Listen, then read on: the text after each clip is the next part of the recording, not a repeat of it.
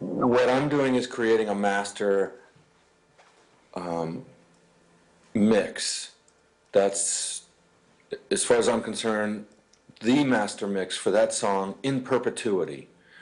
So, when they pull out the master tape from the vault of Led Zeppelin, you know, and they all of a sudden decide to remaster it for, whatever, 2002, that was a conscious decision by the band to upgrade and modernize their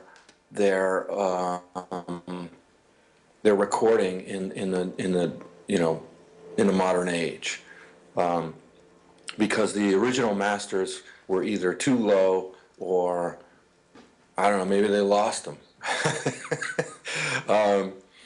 I mean the original pressing masters, because you guys may or may not know, but you know all of that stuff had to be archived. So there's a metal master that's created in the mastering studio. I don't know if any of this makes any sense to you guys. I don't really know your background, but in those days, they created a metal master that was a record. That was a vinyl record. Well, it wasn't vinyl; it was acetate. So I guess what I'm trying to say is mastering is a thing that exists for a period of time. In my early days, dance club music and remixes were a big thing. They were just starting out when I first started engineering and assisting.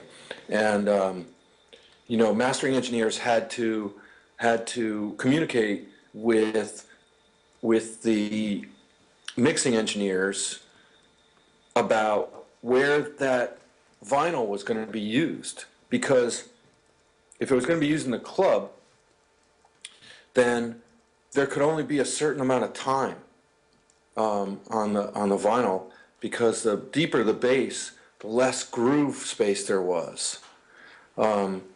So, and that's a concept you guys can talk about if you don't know what that means. But so, in other words, the actual equalization that the mix engineer and the mastering engineer would include in the song was based on how much time was on the side of vinyl.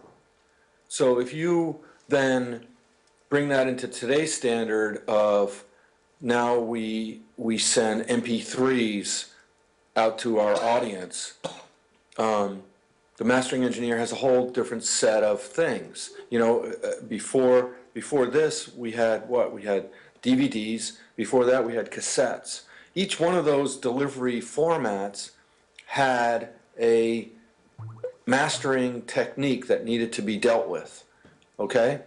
That's not a mixing technique. That's not a master tape, because it's the same word, I don't know what to call it. But when I create a master, it is it is my version of that song that I think emotionally encapsulates what it needs to be.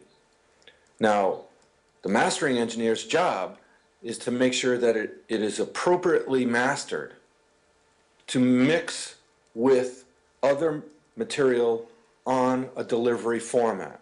So whether that delivery format is iTunes, the radio, Spotify, or whatever, it's the mastering engineer's job to get that to work in that format.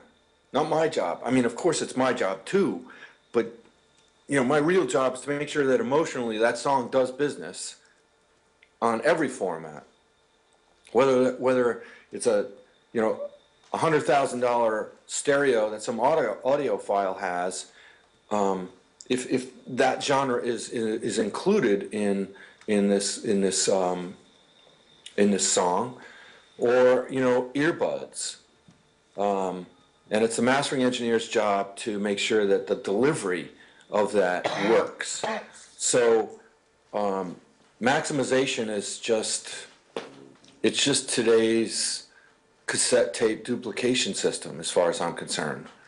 There's no, I don't care. Doesn't matter to me. Sure, I listen to what my mastering engineer does. I don't want him to suck out the life of something that I've created, but I also rely on the best mastering engineers in the world to do their thing, to make sure that he knows his job. A pro knows his job. He knows his job is to make sure it's right for the delivery system that's in place today. That's what a mastering engineer's job is. And I rely on the best ones to do that job well. As far as level wars, I don't know what that means. That doesn't mean anything to me.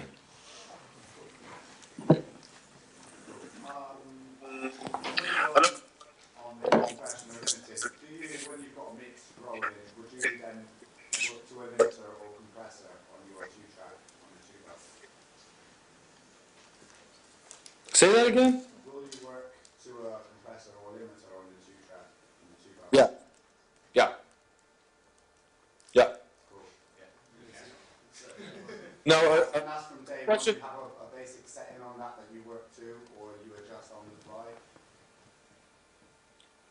Oh yeah. I adjust for every single song.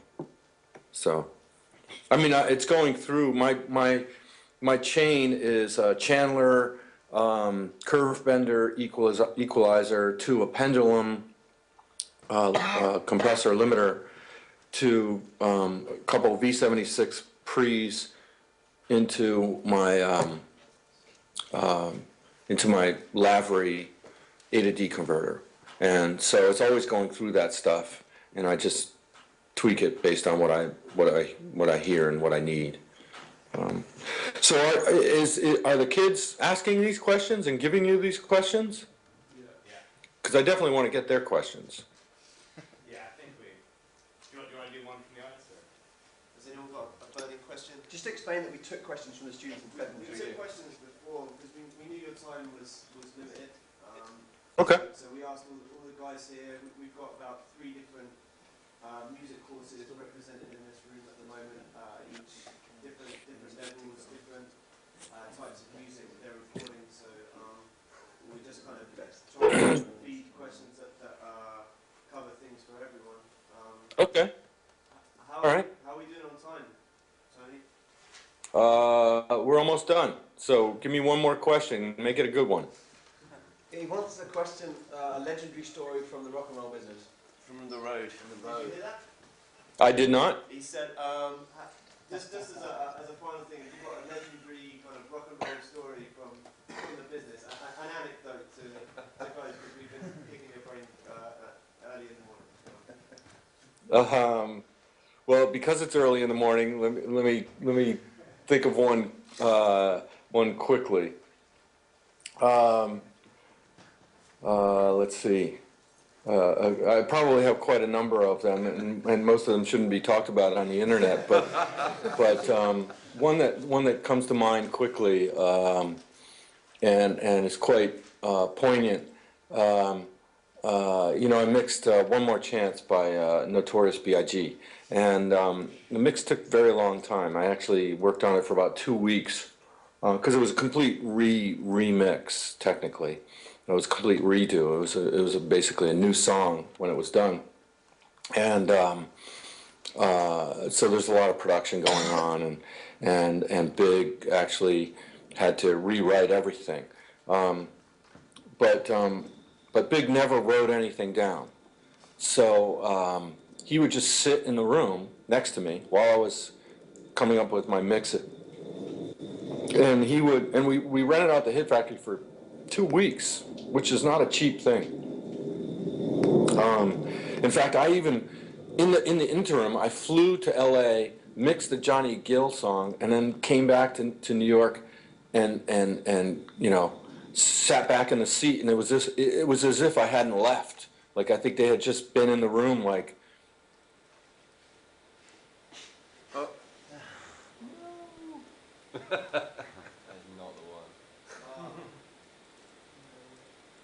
Still legendary shut down. That's obviously the lawyers put a stop to that one. Well, he's offline. It's his lawyer, man. His lawyer's just sitting there with it. No. Don't tell us. Disclaimer. And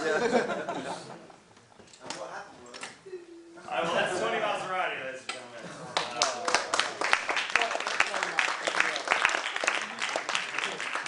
I'll shoot the text somewhere. So, I was kind of. Well, let's just say thank you and give him a round of applause. Thanks, a round of applause.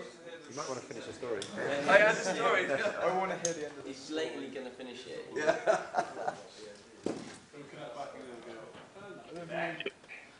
Yeah, can you hear me? Yeah. So we heard that you returned. It's like they never left. They've just been sitting in the room doing. Yeah. So yeah, it's as if I never left. Like I think my Coke can that I had left on a table next to me was left half full, exactly the way I left it when I went to L.A. and I came back 3 days later. It was still there. But so it was time for Big to do his rhyme and do that. So essentially what he did was he just sat next to me, and he was rolling blunts and smoking, and I didn't know he was really paying much attention to what was going on. But he just sat there, I was just rolling tape around. I was working while he was sitting there. And then probably about 3 days later, he said, "All right, get the mic up." And of course I already had the mic up, and rhyme, one take, top to bottom, bada boom, bada bang. No paper, no nothing. There was nothing written down. And then he, finished, put his coat on and said, "All right, I'm out of here." And he left.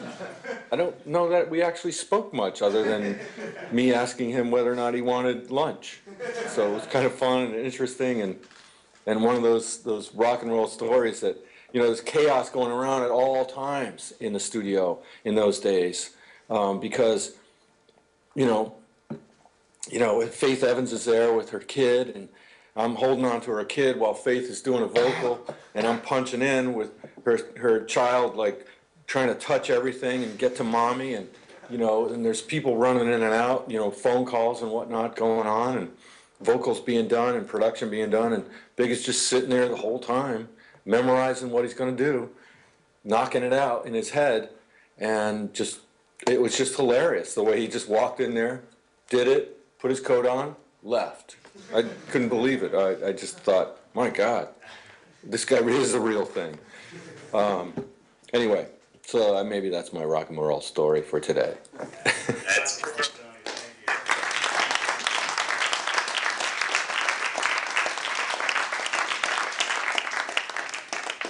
Our cousins over here across the pond really appreciate your time. Thank you so much. Cool, man.